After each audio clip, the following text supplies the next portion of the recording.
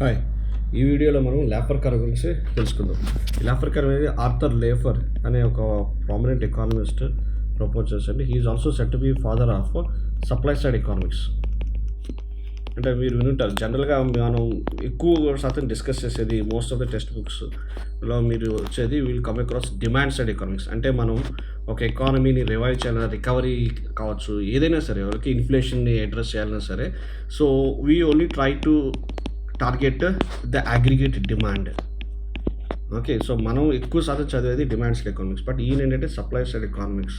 So he's the he could be called as the father of supply side economics ఎందుకంటే he made this very popular. And 1970s United States of అమెరికాలో they also experimented with this supply side economics, but largely it's a failure. But అసలు ఇదంతా పక్కన పెట్టి అసలు లేఫర్ curve అంటే ఏంటి అనేది తెలుసుకుందాం.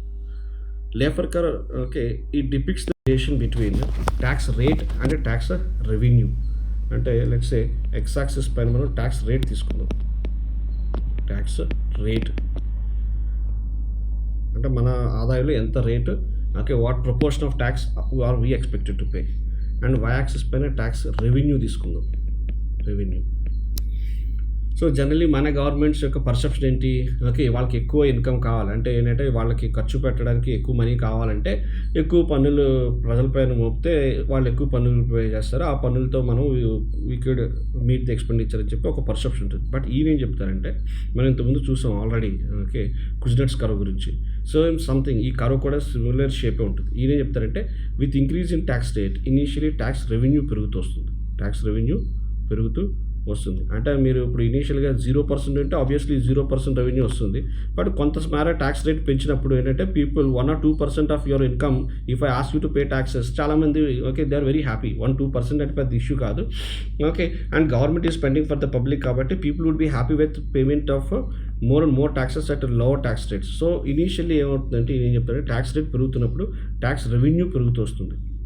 బట్ ఆఫ్టర్ సర్టెన్ పాయింట్, అంటే ఆఫ్టర్ సర్టెన్ థ్రెషోల్డ్, ఒక థ్రెషోల్డ్ అంటే ఒక ప్రతి కామన్ మ్యాన్కి ఒక అది ట్యాక్స్ అనేది భారం అయిపోయినప్పుడు అవుతుందంటే over period of time with increase in tax rates the tax revenue keeps decreasing అని చెప్తారు అనమాట ఈ థ్రెషోల్డ్ దాటిన తర్వాత.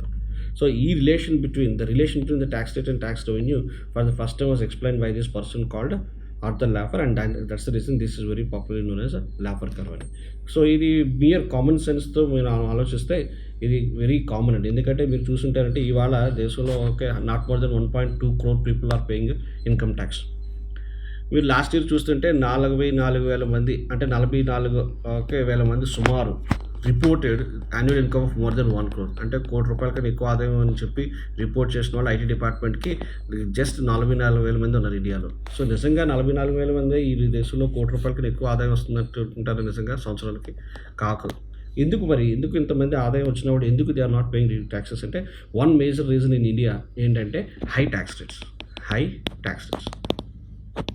That's the basic reason. ఇండియాలో ట్యాక్స్ ఎవేజన్ అంటే ఎగ్గొట్టడం ఎందుకు ఎక్కువ ఉంటుంది అంటే హై ట్యాక్స్ రేట్స్. రెండోది అసలు major reason high tax rates ఉంటే చాలా గవర్నమెంట్ నిజంగా పనులు ఎగ్గొడతారంటే ఆఫ్కోర్స్ ఇప్పుడు నార్వే లాంటి కంట్రీలో చూస్తుంటే they levy very high taxes, 40% ఉంటుంది వాళ్ళకి. But 100% of people pay taxes. మరి ఇండియాలో ఎందుకు 30-40%కే హెవీ ట్యాక్స్ రేట్స్ అంటాం? నార్వే లాంటి కంట్రీలో మీరు చూస్తుంటే నార్వేలో right to broadband connectivity fundamental right. అంటే ఆ ట్యాక్స్ రెవెన్యూ కలెక్ట్ చేసిన తర్వాత గవర్నమెంట్ ఆ మనీని ఎలా స్పెండ్ చేస్తుంది అది కూడా ఆ పబ్లిక్ ఆలోచిస్తారు. కానీ మన దేశంలో ఏం చేస్తారు, పప్పు బెల్లలు పంచిపెట్టడానికి ఉపయోగిస్తారు. So obviously people are not happy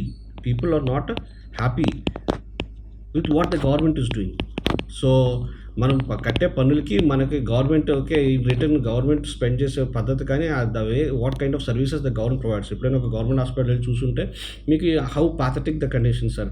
roads కావచ్చు, ఎలక్ట్రిసిటీ కావచ్చు, ఏ ఇన్ఫ్రాస్ట్రక్చర్ కావచ్చు. చూడండి మొత్తం దేశంలో ఒక 30-40 years ఈ లాస్ట్ అంటే ఈ 2020 నుంచి ఒక 3 decades బ్యాక్ వెళ్ళండి, 40 years బ్యాక్ వెళ్ళండి, ఏదైనా ఒక బిగ్ మల్టీపర్పస్ ప్రాజెక్ట్ ఈ దేశంలో కన్స్ట్రక్షన్ జరిగిందా ఈ లాస్ట్ 30-40 yearsలో? లేదు కదా. So people are not happy in spite of we paying such high taxes. What's the government doing with our money? So ఇది జనరల్గా ఎక్కువ reason. And that's the reason he says with increase in tax rates the tax revenue initial increases but after certain threshold it decreases. So ఇక్కడే ఈ curve already నేను explain చేశాను కాబట్టి let me also explain one more term called tax elasticity. Elasticity అంటే the rate of change in tax revenue tax revenue with change in tax rate. అంటే మీ simple లాంగ్వేజ్లో, mathematical లాంగ్వేజ్లో చెప్పాలంటే the slope of this curve. అంతే కదా. Tax revenue, change in tax revenue with change in tax rate అంటే change in y with change in x. Okay, x is an independent variable, y is a dependent variable కదా. సో tax rate change అయినప్పుడు tax revenue ఎలా పెరుగుతుంది అనేది మీరు ఇక్కడ నుంచి చూస్తే ఈ కర్వ్లో మీకు ఈజీగా క్యాలిక్యులేట్ చేయాల్సిన అవసరం లేదు. ఈ కర్వ్ మీరు చూస్తే ఇక్కడ నుంచి ఈ స్లోప్ ఎక్కువ ఉంది ఇనీషియలీ కదా. So at lower tax rate the slope of the curve is very high. But ఇక్కడ చూస్తే మీరు ఈ పాయింట్ నుంచి ఈ పాయింట్ వరకు చూస్తే the slope of the curve is almost constant కదా, isn't it? So there is hardly any change in tax revenue with increase in tax rate. So ఇక్కడ మీరు చెప్పొచ్చు ఈ పర్టికులర్ లెవెల్స్ దగ్గర the tax elasticity is literally zero and after certain amount, okay, further increase in tax rate the slope decreases. Does mean the tax revenue keeps decreasing with increase in tax rates. So tax elasticity అంటే ఏంటి? The rate of change in tax revenue for a change in tax rate, or the amount of change in the tax revenue for a unit change in tax rate. దాన్ని tax elasticity అని అంటాం. Okay, so that's it. Bye. Thank you.